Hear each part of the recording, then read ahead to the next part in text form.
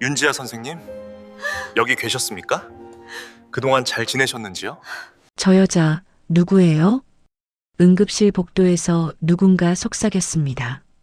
혈압계 경보음이 울리고 소독약 냄새가 진동하는 그곳에 낡은 패딩을 걸친 여자가 서 있었습니다. 머리카락은 흘러내렸고 앞치마엔 피 묻은 자국이 선명했으며 손톱 사이엔 기름때가 끼어 있었죠. 사람들의 시선이 그 여자에게 꽂혔습니다. 저런 사람이 왜 여기 있는 거야?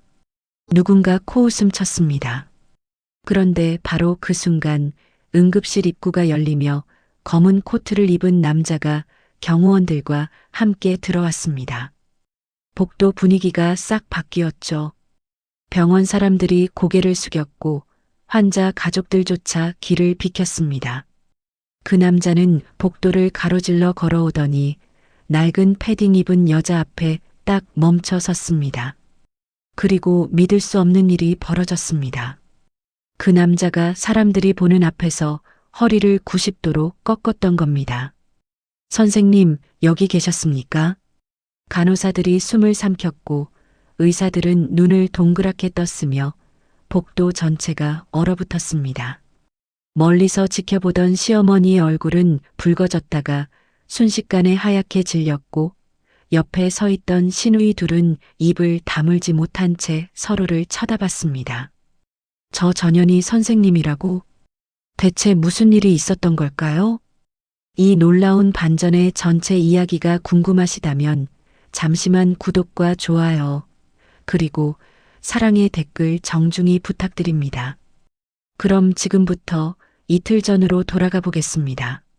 설 연휴 이틀 전 대구 수성구의 큰 집 부엌에서 며느리 윤지아는 새벽 3시에 눈을 떴습니다.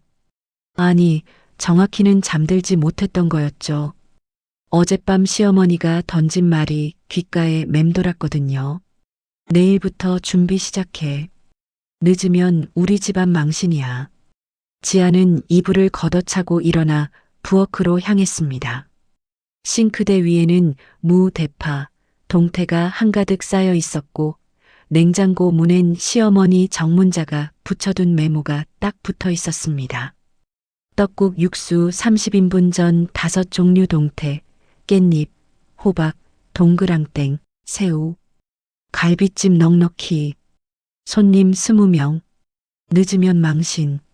지아는 메모를 보며 한숨을 삼켰습니다. 제사도 아닌데 왜 30인분이나. 손가락 마디마디가 벌써부터 쑤셨고 허리는 전날 설거지하느라 이미 끊어질 것 같았습니다. 그래도 도마 위에 물을 올려놓고 칼을 들었죠.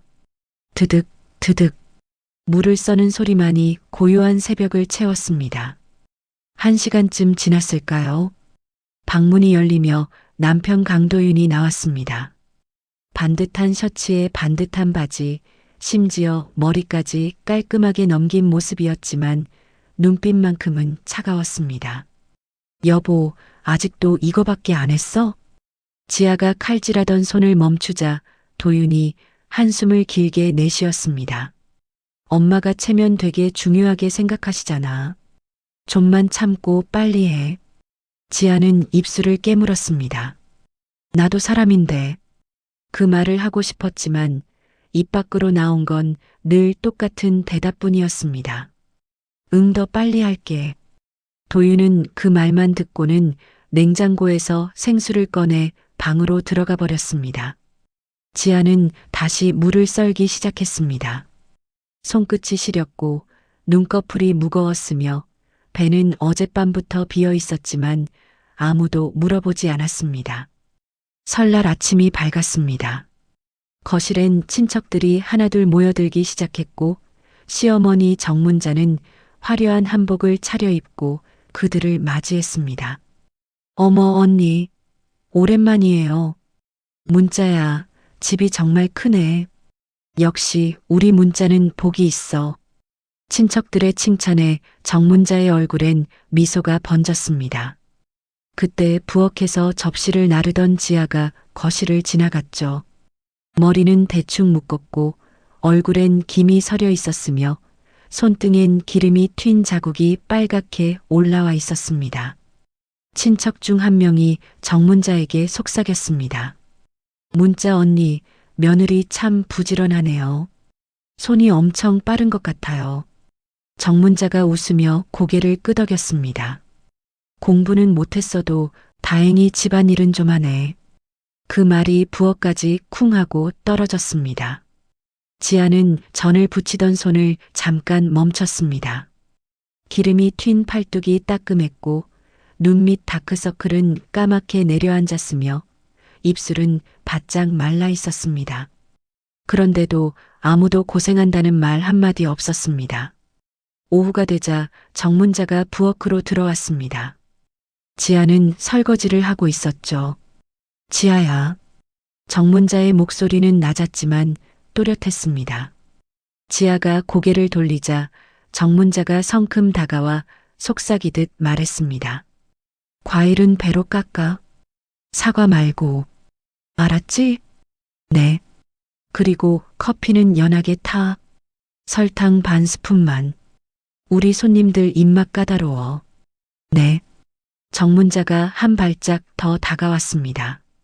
그리고 귓가에 대고 또박또박 말했습니다. 멍청하면 몸이라도 움직여야지. 그게 며느리야. 지아의 손이 떨렸습니다. 설거지 거품이 손목을 타고 흘러내렸고 뜨거운 물이 손등을 데웠지만 아무 말도 할 수 없었습니다. 정문자는 그 모습을 보고는 만족스럽다는 듯 거실로 돌아갔습니다. 지아는 싱크대를 붙잡고 숨을 고르려 했지만 눈물이 핑 돌았습니다. 왜 나한테만 이러는 걸까? 내가 뭘 잘못했을까? 그때였습니다. 거실에서 신우이의 목소리가 들려왔습니다. 엄마, 이거 맛없는데요? 지아 언니가 만든 거예요? 정문자가 웃으며 대답했습니다. 그러게. 손은 빠른데 맛은 영 별로지? 친척들이 낄낄거리며 웃었습니다. 지아는 부엌 구석에 주저앉았습니다. 무릎을 끌어안고 눈을 감았습니다. 그리고 속으로 되뇌었습니다. 조금만 더 참자. 조금만 더. 연휴 둘째 날 아침 거실엔 캐리어들이 줄지어 놓여 있었습니다. 빨간색, 검은색, 은색 캐리어들이 현관을 가득 메웠고 그 옆엔 시누이 둘이 화장을 마친 얼굴로 서 있었죠. 시어머니 정문자는 명품 코트를 걸치고 거울 앞에서 립스틱을 고쳐 바르고 있었습니다.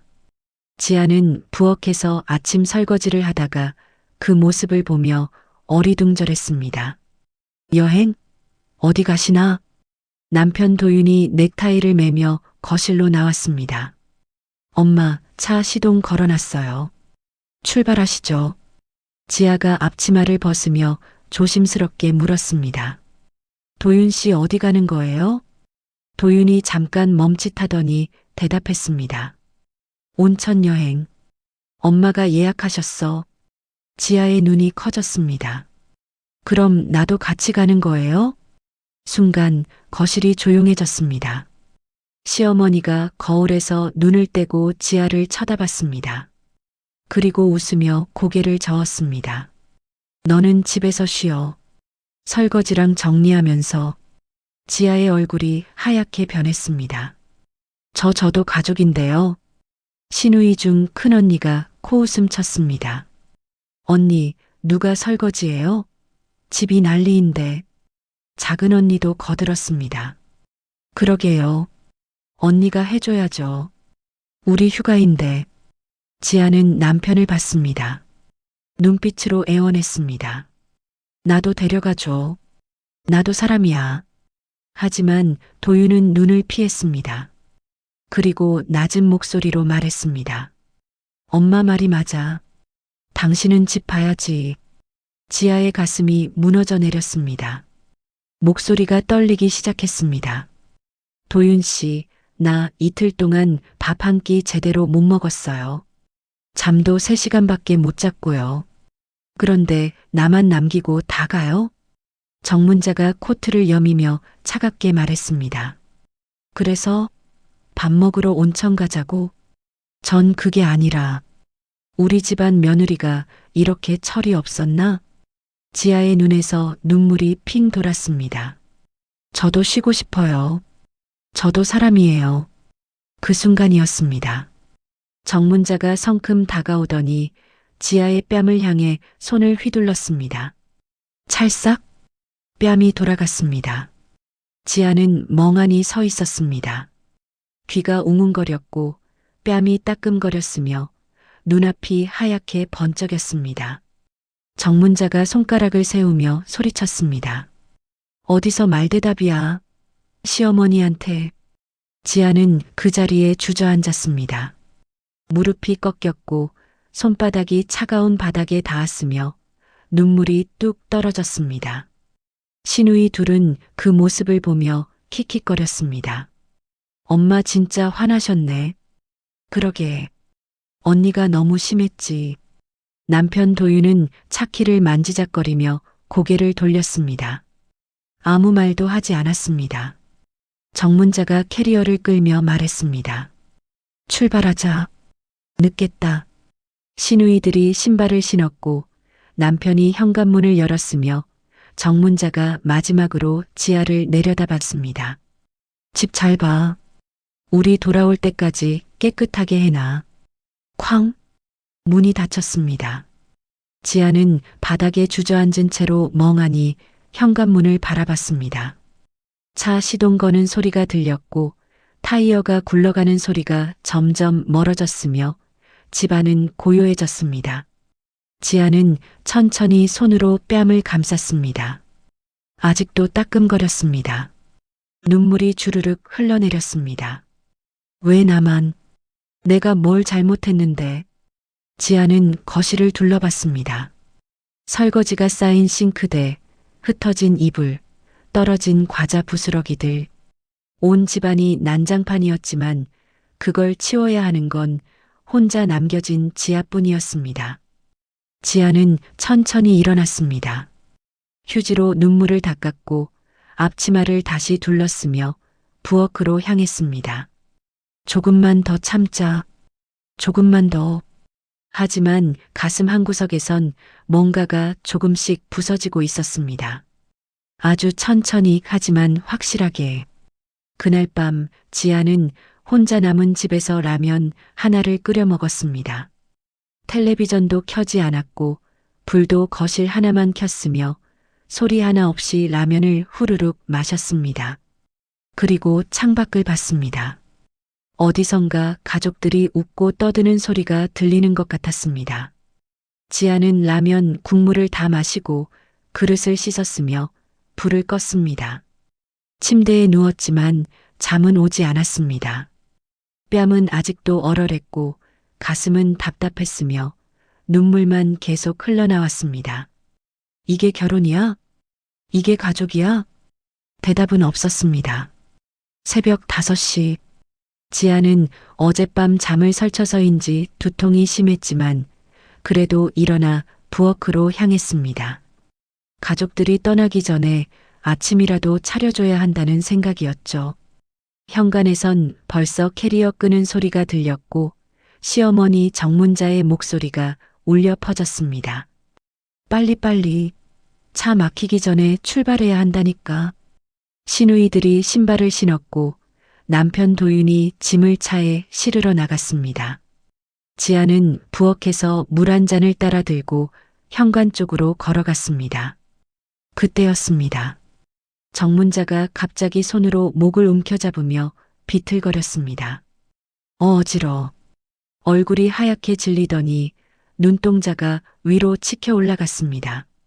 그리고 쿵. 몸이 앞으로 쓰러지며 턱이 신발장 모서리에 쿵 하고 부딪혔습니다. 엄마. 시누이들이 비명을 질렀고 현관이 순식간에 아수라장이 됐습니다. 도윤이 밖에서 뛰어들어왔고 시누이 큰언니는 손으로 입을 막은 채 뒤로 물러섰습니다. 엄마, 엄마, 정신 차려요. 작은 언니가 정문자를 흔들었지만 반응이 없었습니다. 지아는 물컵을 싱크대에 놓고 현관으로 달려갔습니다. 무릎을 꿇고 정문자 옆에 쪼그려 앉았죠. 그 순간 지아의 눈빛이 달라졌습니다. 눈동자를 확인했고 호흡을 살폈으며 피부색을 봤습니다. 손가락으로 목의 맥박을 짚었고 턱 각도를 확인했으며 기도 상태를 체크했습니다. 그 모든 게 2초도 안 되는 시간 동안 이루어졌습니다. 마치 훈련받은 사람처럼 고개를 옆으로 돌려야 해요. 지금 당장 기도 막혀요. 지아의 목소리는 침착했고 단호했으며 전혀 떨리지 않았습니다. 하지만 남편 도윤이 지아의 손목을 확 잡아챘습니다. 당신 건드리지 마. 지아가 도윤을 쳐다봤습니다. 도윤 씨, 지금 막으면 안 돼요. 이 상태로 두면 지아는 말을 멈췄습니다. 뇌출혈이라는 단어가 입끝까지 올라왔지만 삼켰습니다. 대신 다시 말했습니다. 응급 상황일 수 있어요. 제발 비켜줘요. 하지만 신우이 큰언니가 지아를 밀쳐냈습니다. 너 지금 우리 엄마 죽이려고 하는 거야? 넌 의사도 아니잖아. 지아의 입술이 떨렸습니다. 저는 뭐라고 설명해야 할까요? 저 국제구호단체에서 응급처치 전문가였어요 라고 말할까요? 하지만 그 말을 꺼내면 그동안 숨기고 살았던 모든 게 드러날 텐데 지아는 잠깐 망설였습니다. 그 사이 정문자의 숨이 점점 가빠졌습니다. 작은 언니가 휴대폰을 들고 소리쳤습니다. 119 불렀어. 구급차 오고 있어. 도윤이 정문자를 안으려 했지만 손이 떨려서 제대로 움직이지 못했습니다. 엄마 정신 차려요. 지아는 옆에서 지켜볼 수밖에 없었습니다. 손을 뻗으려 할 때마다 시누이들이 막았고 남편조차 지아를 믿지 않았으니까요. 제발 괜찮아야 해. 지아는 주먹을 꽉 쥐었습니다. 손톱이 손바닥을 파고들었지만 아프지 않았습니다. 그저 무력한 자신이 한심했을 뿐이었죠. 3분쯤 지났을까요? 사이렌 소리가 들리며 구급차가 도착했습니다. 응급구조사 2명이 들것을 들고 뛰어들어왔고 정문자를 신속하게 들것에 옮겼습니다. 보호자분, 같이 타세요. 도윤과 시누이들이 구급차에 올라탔습니다. 지아는 현관에 남아서 그 모습을 지켜봤습니다. 구급차 문이 닫히기 직전 도윤이 고개를 돌려 지아를 봤습니다. 그 눈빛엔 원망이 섞여 있었습니다. 당신이 뭘 했다고? 당신 때문에 엄마가 더 위험해진 거 아니야? 그런 눈빛이었습니다. 지아는 아무 말도 하지 못했습니다. 비용. 사이렌 소리가 멀어졌고 집안은 다시 고요해졌습니다. 지아는 현관 바닥에 주저앉았습니다. 손을 펴서 보니 떨리고 있었습니다. 내가 도울 수 있었는데 왜 아무도 날 믿지 않는 거야? 그때 문득 예전 기억이 스쳐 지나갔습니다. 폭발 사고 현장에서 피 흘리는 사람들을 살리던 순간 동료들이 지아, 내가 최고야라고 외치던 그 목소리. 하지만 지금 이 집에서 지아는 아무것도 아니었습니다. 그저 무시당하는 며느리일 뿐. 지아는 천천히 일어나 휴대폰을 집어들었습니다. 그리고 혼잣말처럼 중얼거렸습니다. 나도 가야겠지. 병원으로. 대구의 대형 대학병원 응급실. 구급차가 도착했고 들것이 빠르게 응급실 안으로 들어갔습니다. 의료진들이 우르르 몰려들었고 정문자는 산소 마스크를 쓴 채 응급처치실로 옮겨졌습니다. 도윤과 시누이들은 복도에서 안절부절 못하며 기다렸죠. 엄마 괜찮으시겠죠? 네. 의사 선생님? 시누이 큰언니가 젊은 당직이에게 매달렸습니다. 당직이는 차트를 들여다보며 난처한 표정을 지었습니다. 상태가 급합니다. 뇌혈관 쪽 가능성이 있어요. 지금 영상 찍고 있는데 문제는 지금 연휴라 수술팀 호출이 쉽지 않아서요. 도윤의 얼굴이 하얗게 변했습니다. 그럼 어떻게 되는 건데요? 최선을 다하고 있습니다. 일단 결과 나오면 바로 말씀드릴게요. 당직이가 황급히 다시 응급실 안으로 들어갔습니다. 복도엔 도윤과 신우이 둘만 남았습니다. 신우이 작은 언니가 의자에 주저앉으며 울먹였습니다. 오빠 엄마 괜찮으시겠지? 도윤은 대답하지 못했습니다. 그저 창밖을 멍하니 바라볼 뿐이었죠. 그때였습니다. 택시 한 대가 병원 입구에 멈췄고 지아가 내렸습니다. 낡은 패딩을 입은 채 머리카락도 제대로 묶지 못하고 얼굴엔 피곤함이 역력했습니다. 지아는 응급실 안내 표지판을 보고 뛰기 시작했습니다. 복도를 지나 응급실 앞에 도착했을 때 도윤과 눈이 마주쳤습니다. 도윤이 인상을 찌푸렸습니다. 왜 왔어? 지아가 숨을 헐떡이며 물었습니다. 어머님 상태가 어떠세요? 당신이 알 필요 없어. 그냥 집에나 가 있어. 지아의 가슴이 철렁했습니다. 도윤 씨, 당신 때문에 엄마가 더 위험해질 수도 있잖아. 아까처럼.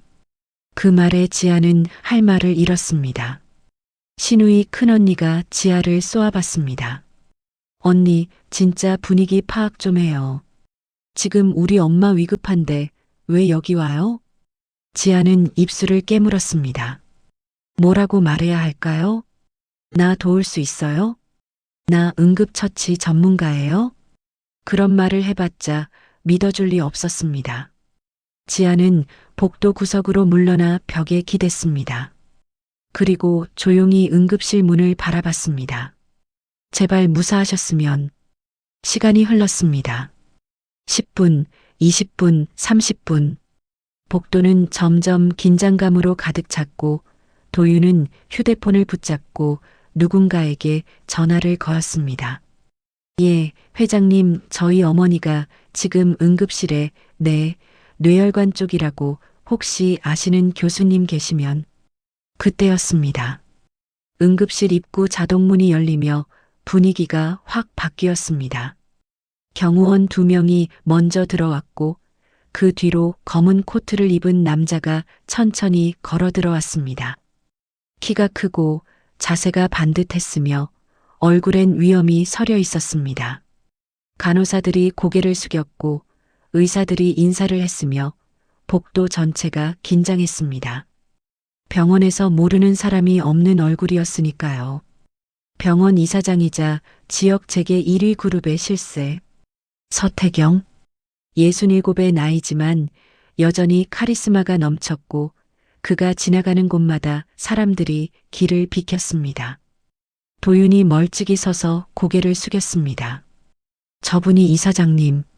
신우이들도 숨을 죽였습니다. 서태경은 복도를 천천히 걸어오다가 문득 걸음을 멈췄습니다. 그리고 고개를 돌렸습니다. 복도 구석 벽에 기대 서 있던 지아를 본 것입니다. 낡은 패딩, 흐트러진 머리카락, 피곤한 얼굴. 하지만 서태경의 눈빛이 달라졌습니다. 눈이 커졌고 입술이 벌어졌으며 손이 살짝 떨렸습니다. 그리고 그는 지아를 향해 걸어갔습니다. 복도 사람들이 술렁였습니다. 저 여자 누구야? 이사장님이 왜 저기로? 간호사들이 속삭였고 의사들이 눈을 크게 떴으며 도윤과 신우이들은 멍하니 그 장면을 지켜봤습니다. 서태경이 지아 앞에 섰습니다. 그리고 천천히, 아주 천천히 허리를 숙이기 시작했습니다. 90도. 완벽한 90도였습니다. 선생님, 그 한마디가 복도 전체를 얼어붙게 만들었습니다. 지아는 당황한 얼굴로 서태경을 봤습니다. 이사장님, 여기서 이러시면. 서태경의 눈이 빨개졌습니다. 3년 전 제 아들을 살려주신 분입니다. 복도가 완전히 조용해졌습니다. 간호사들이 숨을 멈췄고 의사들이 눈을 깜빡이지 못했으며 도윤의 입이 벌어졌습니다. 신우이 큰언니는 눈을 동그랗게 뜨고 지아를 쳐다봤고 작은 언니는 손으로 입을 막았습니다. 서태경이 계속 말했습니다. 그때 선생님 아니었으면 우리 애는 죽었어요.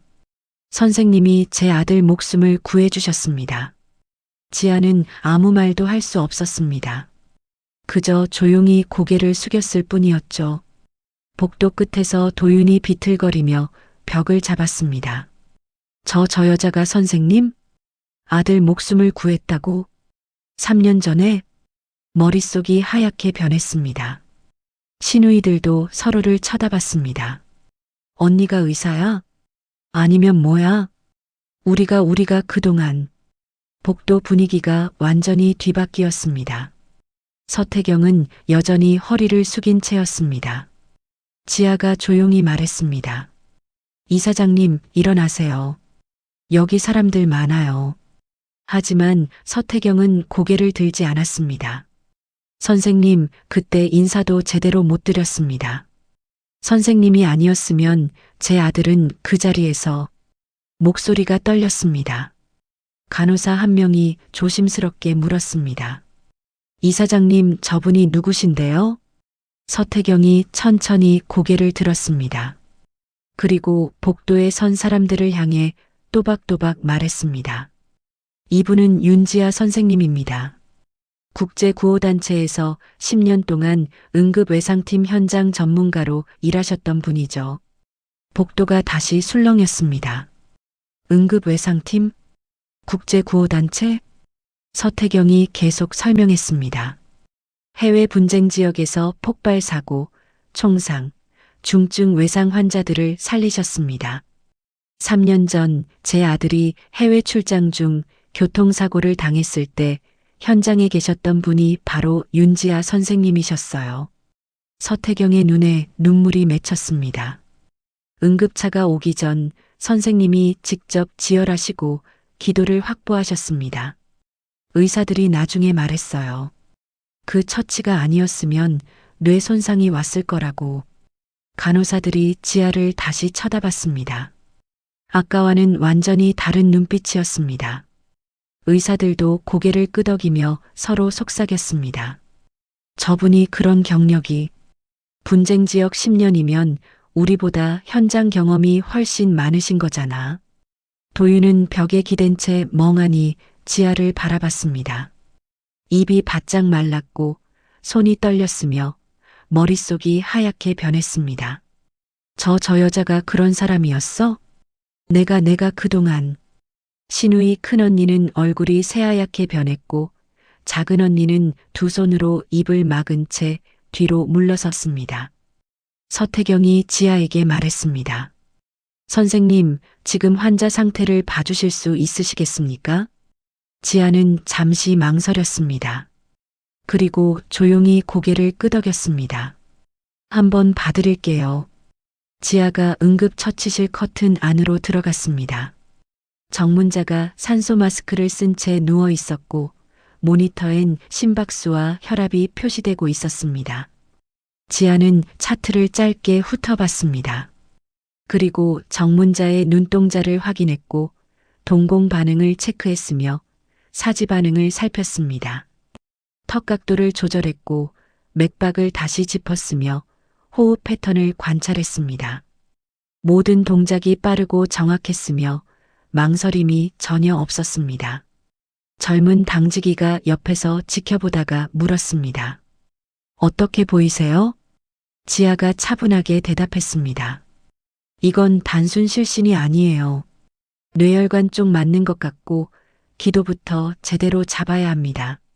영상 결과 나왔나요? 지금 막 나왔습니다. 당직이가 태블릿을 건넸습니다. 지아가 영상을 보더니 단호하게 말했습니다. 지주막하 출혈 의심됩니다. 지금 바로 신경외과 호출하시고 수술 준비 들어가셔야 해요. 늦으면 회복이 달라집니다. 당직이가 놀란 얼굴로 고개를 끄덕였습니다. 알겠습니다. 당직이가 뛰어나가며 소리쳤습니다.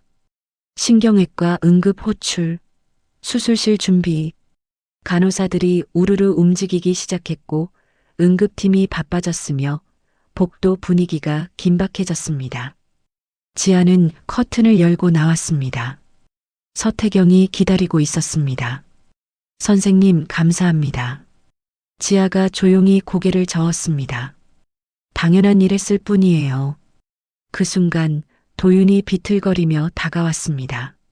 얼굴은 창백했고 목소리는 떨렸으며 눈빛은 혼란스러웠습니다. 지아야. 지아가 도윤을 쳐다봤습니다. 예전엔 그 목소리에 마음이 흔들렸습니다. 하지만 지금은 아니었습니다. 도윤이 떨리는 목소리로 말했습니다. 너 진짜 그런 사람이었어? 지아는 대답하지 않았습니다. 그저 조용히 복도 창가로 걸어갔을 뿐이었습니다. 신우이 둘은 서로를 쳐다보며 속삭였습니다. 언니가 진짜? 우리가 그동안. 큰 언니의 손이 떨렸고 작은 언니의 얼굴이 하얗게 변했습니다. 서태경이 도윤에게 물었습니다. 환자분이 선생님과 무슨 관계신가요? 도윤이 입술을 떨며 대답했습니다. 저 제 어머니입니다. 그럼 선생님은? 제 아내 아니. 도윤은 말을 잇지 못했습니다. 서태경의 눈빛이 차갑게 변했습니다. 아내분이 이런 분이신데 왜 복도 구석에 혼자 서 계셨습니까? 도윤은 아무 대답도 하지 못했습니다. 복도 끝 창가에 선 지아는 창밖을 바라보고 있었습니다. 도시의 불빛이 반짝였고 새벽 공기가 차가웠으며 가슴 한구석이 텅 비어 있었습니다. 이제 다들 알았겠지. 내가 누군지. 하지만 그게 뭐가 달라질까요? 그동안 무시당했던 시간들이, 모욕당했던 순간들이 사라지는 건 아니니까요. 지아는 눈을 감았습니다. 그리고 천천히 숨을 내쉬었습니다. 2시간 뒤 수술실 불이 꺼졌고 의사가 나왔습니다.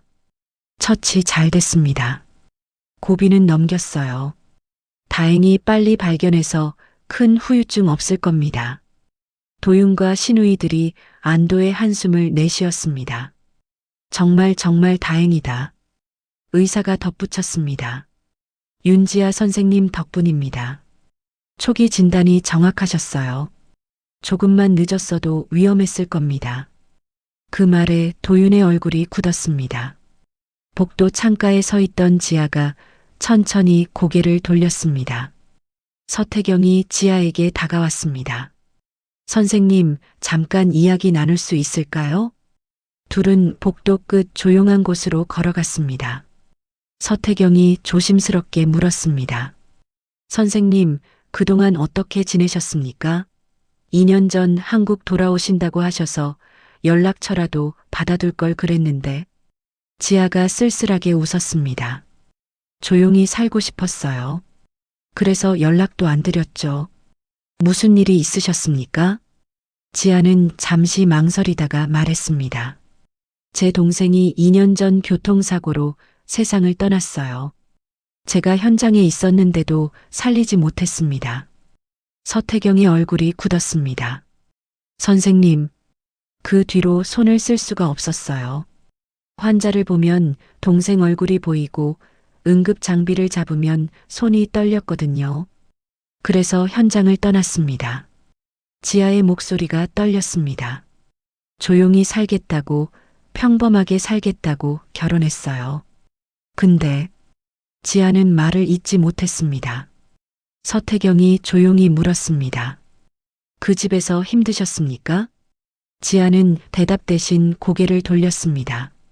눈가가 붉어졌지만 눈물은 참았습니다. 서태경이 한숨을 내쉬었습니다. 선생님 같은 분이 그런 대우를 받으시다니. 그때 도윤이 다가왔습니다. 지아야. 잠깐 얘기 좀 하자. 지아가 돌아섰습니다. 도윤의 얼굴은 창백했고 눈은 충혈돼 있었으며 손은 떨리고 있었습니다. 지아야, 미안해.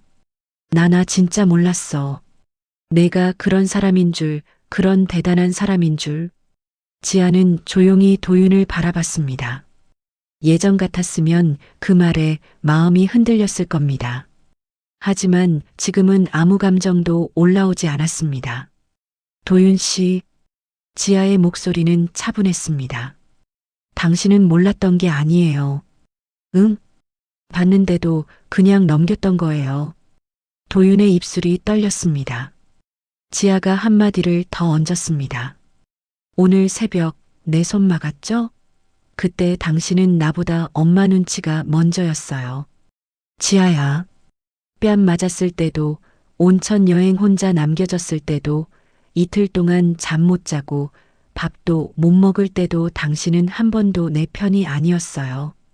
도윤이 뒤로 물러섰습니다. 지아가 마지막 말을 꺼냈습니다. 이혼할게요. 복도가 얼어붙었습니다. 시누이들이 숨을 삼켰고 간호사들이 고개를 돌렸으며 서태경이 조용히 고개를 끄덕였습니다. 도윤이 고개를 저었습니다. 안 돼, 지아야. 다시 생각해봐. 내가 잘할게. 늦었어요. 지아는 돌아서서 복도를 걸어갔습니다. 그때 중환자실 문이 열리며 정문자가 침대에 누운 채 나왔습니다. 의식이 돌아온 상태였습니다. 정문자가 지아를 보더니 떨리는 목소리로 말했습니다. 지아야. 지아가 멈춰섰습니다. 내가 잘못했다. 미안하다. 정문자의 눈에서 눈물이 흘러내렸습니다. 시누이들도 고개를 숙였습니다. 언니, 우리도 정말 미안해요. 하지만 지아는 조용히 고개를 저었습니다. 사과로 끝낼 수 있는 일이 아니에요. 정문자가 손을 뻗었지만 지아는 한 발 물러섰습니다. 어머님, 쾌차하세요. 전 이만 가보겠습니다. 지아는 복도를 걸어 나갔습니다. 뒤에서 도윤이 불렀습니다. 지아야, 제발. 하지만 지아는 돌아보지 않았습니다. 며칠 뒤 서태경이 지아를 병원 이사장실로 불렀습니다. 선생님, 부탁이 있습니다. 말씀하세요. 우리 병원 응급 대응 시스템을 맡아주십시오. 응급의료센터장 자리를 드리겠습니다. 지아는 잠시 망설였습니다. 다시 현장으로 돌아간다는 건가? 내가 할 수 있을까? 하지만 문득 오늘 아침 시어머니를 살렸던 순간이 떠올랐습니다. 떨렸지만 해냈습니다. 두려웠지만 살렸습니다. 지아가 천천히 고개를 끄덕였습니다. 한 번만 더 다시 해볼게요. 서태경이 미소 지었습니다. 감사합니다, 센터장님. 그날 밤 지아는 작은 원룸에 혼자 앉아 오래 묵힌 가방 하나를 열었습니다. 현장 파견 때 쓰던 낡은 패치, 응급 매뉴얼, 그리고 동생 사진. 지아가 사진을 가슴에 꼭 안고 눈을 감았습니다. 미안해, 오빠 혼자 보내서. 눈물이 뚝 떨어졌습니다. 그동안 나 도망만 치고 살았어. 무서워서, 겁나서, 손 쓸 용기도 없었어. 지아는 눈물을 닦았습니다. 그리고 창밖을 봤습니다. 새벽빛이 번지고 있었습니다. 이젠 다시 시작할게. 누군가의 며느리가 아니라 윤지아로. 창밖으로 해가 떠올랐습니다. 새로운 하루가 시작되고 있었습니다. 일주일 뒤 남편 도윤이 다니는 의료기기 회사 인사팀에서 호출이 왔습니다. 강 상무님, 대표이사실로 바로 올라오시죠. 도윤은 별 생각 없이 넥타이를 고쳐 메고 올라갔습니다. 하지만 회의실 안 공기가 이상했습니다. 대표이사, 감사팀장, 외부 감사 변호사까지 앉아 있었거든요. 도윤의 심장이 빠르게 뛰기 시작했습니다. 대표가 차갑게 말했습니다. 강 상무, 최근 병원 쪽에서 들어온 이야기 들었나? 도윤이 눈을 깜빡였습니다. 무슨 이야기 말씀이십니까? 자네 부인 아니, 곧 전 부인이 될 사람. 그분이 지금 어느 병원 응급센터장으로 취임했는지 아나? 도윤의 얼굴이 굳었습니다. 그게 왜? 대표의 표정이 싸늘해졌습니다. 우리 회사가 납품 계약 따내려고 2년째 애쓰던 병원이 바로 거기야. 근데 그 센터장이 자네 곧 전 부인이라고? 이혼 소송 중이라고? 회의실 공기가 얼어붙었습니다. 도윤의 손이 떨리기 시작했습니다. 감사팀장이 서류를 밀어 넣었습니다. 게다가 승진 과정에 대한 내부 제보가 들어왔습니다. 제 제보요? 어머니 인맥동원, 거래처, 접대비 전용, 허위 실적 보고, 증거 자료 다 있어. 도윤의 입술이 바짝 말랐습니다. 대표가 단호하게 말했습니다. 강도윤 상무, 오늘부로 직위 해제야. 감사 끝나면 징계위원회 회부할 거고. 네 대표님, 나가보게. 도윤은 비틀거리며 회의실을 나왔습니다. 복도가 빙글빙글 돌았고 무릎이 후들거렸으며 손에서 식은 땀이 흘렀습니다. 책상으로 돌아와 주저앉았습니다. 망했다, 완전히 망했어. 그 무렵 시어머니 정문자는 퇴원 후 동창 모임에 나가 있었습니다. 고급 레스토랑 프라이빗룸. 정문자는 여전히 우리 며느리 별거 아니었다고 떠들고 있었습니다. 그 애가 뭘 했다고 센터장식이나 운이 좋았지 뭐. 이사장이 아들 은혜 갚는다고 자리 준 거야. 동창들이 애매하게 웃었습니다. 그런데 그때 동창 중 한 명이 휴대폰을 들이밀었습니다. 문자야, 이 기사 봤어? 화면에는 병원 취임식 사진이 크게 떠 있었습니다. 윤지아 응급의료센터장 취임. 국제구호 현장 10년, 중증 외상 대응 전문가. 분쟁 지역에서 수백 명 생명 구한 영웅. 그리고 그 아래 인터뷰 문장. 저를 믿지 않았던 사람들 덕분에 저는 제 손을 다시 믿게 됐습니다. 모임이 조용해졌습니다. 동창 하나가 조심스럽게 물었습니다. 문자야, 그분이 내 며느리였다고? 정문자의 얼굴이 하얗게 질렸습니다. 손에 쥐고 있던 찻잔이 덜컥거렸습니다. 또 다른 동창이 속삭였습니다. 10년 경력의 국제구호 전문가면 엄청난 사람인데 그런 분을 부엌에만? 정문자는 아무 말도 할 수 없었습니다. 그때 휴대폰에 문자가 도착했습니다. 강도윤 상무, 내부 감사 후 직위 해제. 휴대폰이 손에서 떨어졌습니다. 탁! 조용한 룸 안에 휴대폰 떨어지는 소리만 울렸습니다. 한 달 뒤, 법원 복도. 도윤은 처음으로 고개를 숙였습니다. 머리는 헝클어졌고 수염은 깎지 못했으며 옷은 구겨져 있었습니다. 지아야, 합의하자. 소송까지 갈 필요 없잖아. 지아는 차분했습니다. 깔끔한 정장에 단정한 머리, 또렷한 눈빛. 합의는 이미 제안했어요. 그때 거절한 건 당신이죠. 법정안. 판사가 서류를 넘기며 말했습니다. 결혼 전 특유재산 15억 원 반환. 가사노동 기여도 인정. 폭행에 대한 손해배상 포함. 총 17억 원 피고인이 원고에게 지급하라. 도윤의 변호사가 마지막으로 말했습니다. 재산 일부는 이미 투자로 손실이 발생해서. 판사가 끊었습니다. 본인 동의 없이 운용한 점이 확인됩니다. 전액 반환 판결합니다. 방청석에 앉아있던 정문자가 벌떡 일어났습니다. 그 돈은 우리 집 돈이에요. 며느리가 가져간 돈이라고요. 판사가 단호하게 말했습니다. 법정입니다. 조용히 하십시오.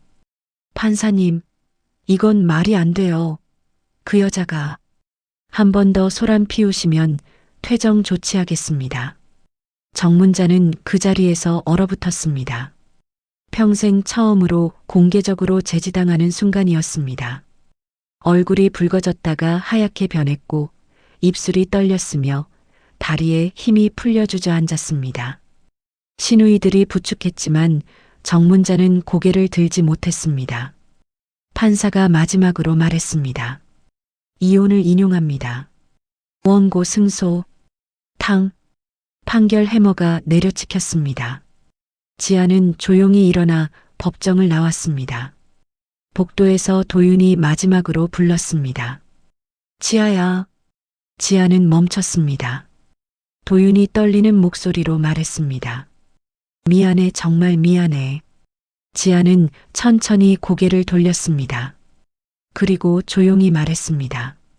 도윤 씨, 난 당신이 나를 사랑 안 했다고 생각 안 해요. 도윤의 눈이 번쩍 들렸습니다. 그럼, 근데 나를 지켜준 적은 없었어요. 그 말 한마디가 끝이었습니다. 지아는 복도를 걸어 나갔습니다. 뒤에서 도윤의 울먹이는 소리가 들렸지만 지아는 돌아보지 않았습니다. 법원 계단을 내려와 햇빛 속으로 걸어 나갔습니다. 바람이 불었고 하늘은 맑았으며 가슴은 한결 가벼웠습니다. 휴대폰이 울렸습니다. 서태경 이사장이었습니다. 센터장님, 내일 지역 응급의료 포럼에서 발표 부탁드립니다. 지아가 미소 지었습니다. 알겠습니다, 이사장님. 전화를 끊고 하늘을 올려다봤습니다. 이제 시작이야.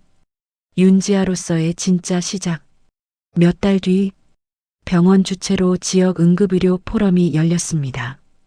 대형 컨벤션홀엔 언론, 기업인, 지역 유지들이 빼곡히 앉아 있었고 무대 위엔 조명이 환하게 비쳤습니다. 지아가 단상에 올랐습니다.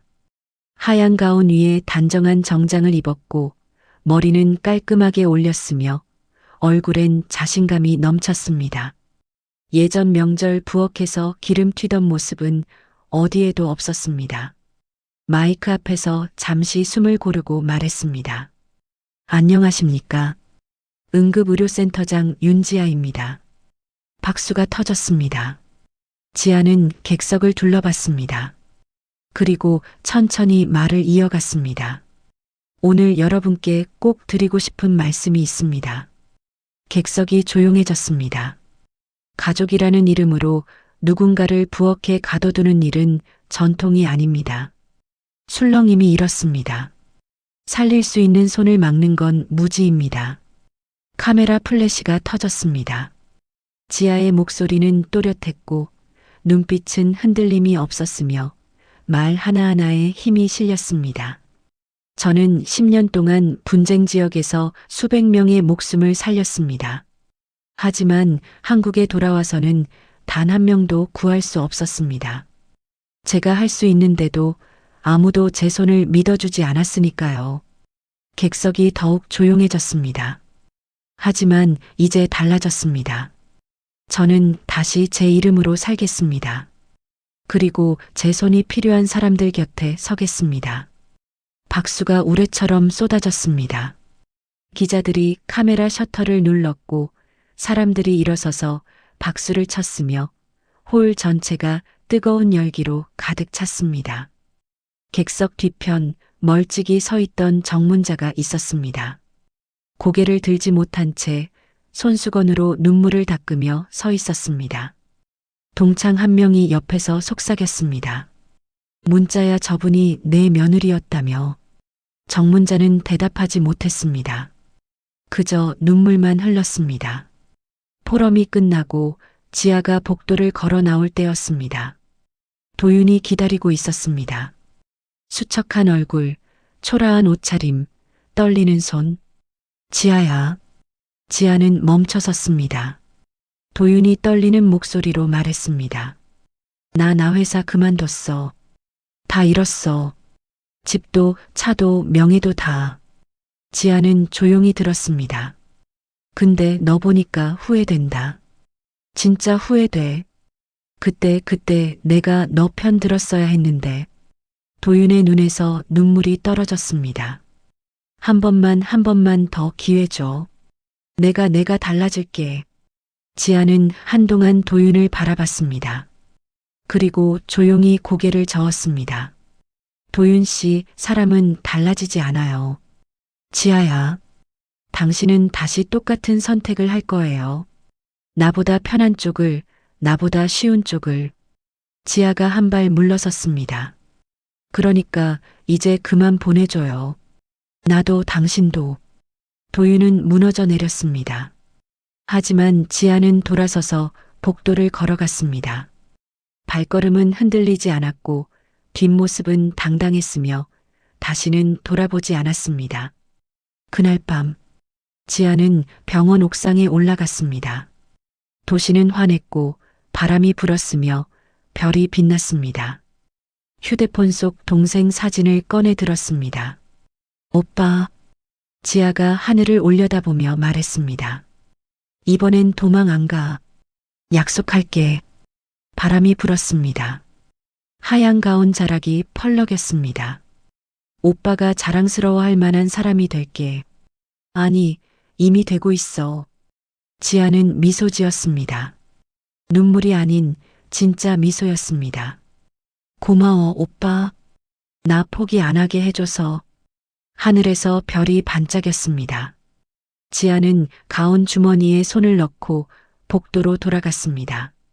내일 아침이면 또 응급실이 열릴 것이고 누군가를 살려야 할 것이며 윤지아라는 이름으로 다시 서 있을 것입니다. 이번엔 누군가의 며느리가 아니라 누군가의 생명을 구하는 사람으로. 복도 끝에서 지아가 돌아봤습니다. 응급의료센터 불빛이 환하게 켜져 있었고 그 안에서 의료진들이 바쁘게 움직이고 있었으며 어디선가 사이렌 소리가 들려왔습니다. 지아는 가운을 여미고 센터로 걸어 들어갔습니다. 그곳이 바로 지아가 있어야 할 자리였습니다. 오늘 이야기는 여기까지입니다. 오늘 이야기가 당신께 작은 여운을 남겨드렸다면 구독과 좋아요, 그리고 사랑의 댓글 정중히 부탁드립니다. 끝까지 시청해 주셔서 감사합니다.